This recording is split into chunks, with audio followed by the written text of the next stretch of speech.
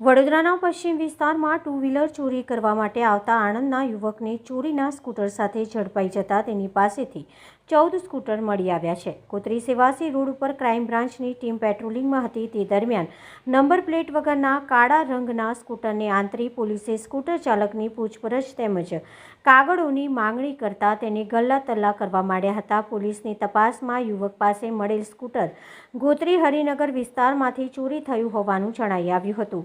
તપાસ દરમિયાન યુવકનું નામ સમીર જસુભાઈ ભાલાવત આંકલાવ આણંદ હોવાનું ખુલ્યું હતું। પોલીસની એક ટીમે આણંદ પોલીસનો સંપર્ક કરી તેમજ અન્ય સોર્સ મારફતે તપાસ કરતા સમીર માલાવત અંઠગ વાહન ઉઠાગરી હોવાનું જાણવા મળ્યું હતું।